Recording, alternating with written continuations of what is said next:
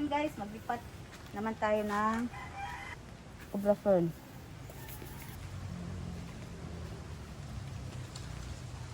Ito guys, tingnan nyo, cobra fern. Ito nung una, binili ko ito. Napakaliit. Maliit na maliit. Tapos ang mahal pa. Ngayon tumubo na siya. Scam kami noon. Hindi pala yun cobra fern. Ano pala yun, yung manaw yun sa Bisaya, manaw. Ito na ngayon guys, ito na, cobra fern na talaga ito. Lumaki na siya. Kaya atin na siyang ilipat dito kasi maliit siya. Parang maliit na siya dito. Lipat natin dito sa pot.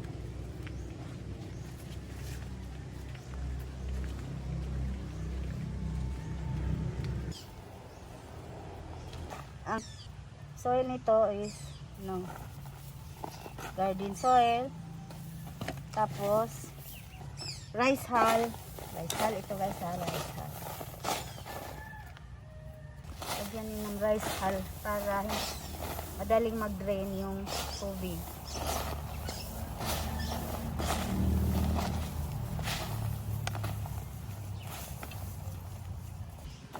Ito lang muna.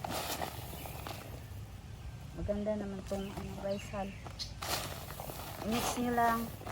Haluin nyo ng ganyan. Para magbuhag-hag yung soil niya. Importante dito guys, yung buhag-hag yung soil. Para yung tubig, pag dilig nyo, mag-drain agad yung tubig.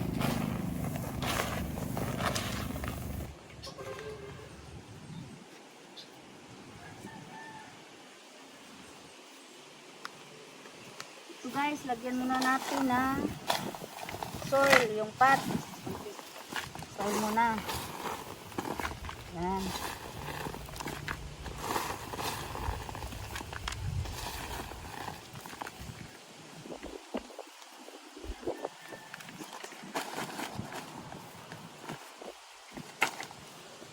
Tapos, kunin natin yung plant doon sa kanyang pot. O, tingnan nyo guys. Parang, ano na siya, puno na. Kaya, dapat na siyang ilipat kasi maliit ito. O, tingnan mo, malaki na yun. Malaki na ito. O, ang ganda ng kanyang roots. Ating ilagay dito. Yan. Ito na guys. Lagyan natin yung soil yung gilid.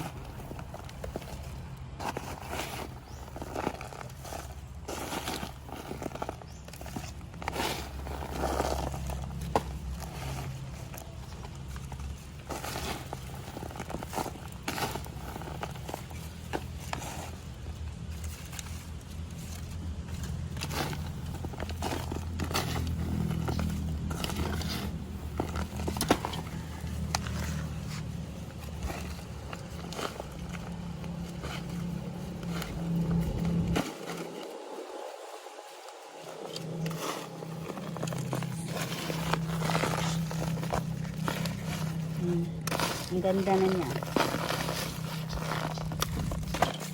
Ganda na niya na ilipat siya sa malaki-laking paso.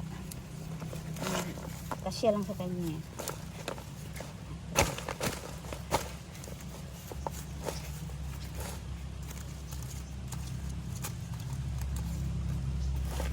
Ito na guys.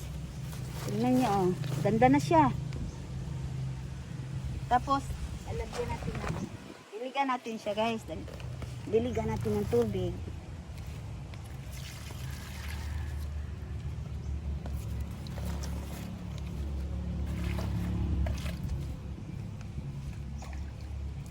Ganyan guys, yung mag-drain agad yung tubig niya.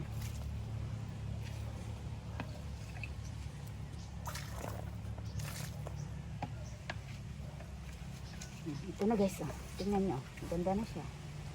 Thank you for watching guys.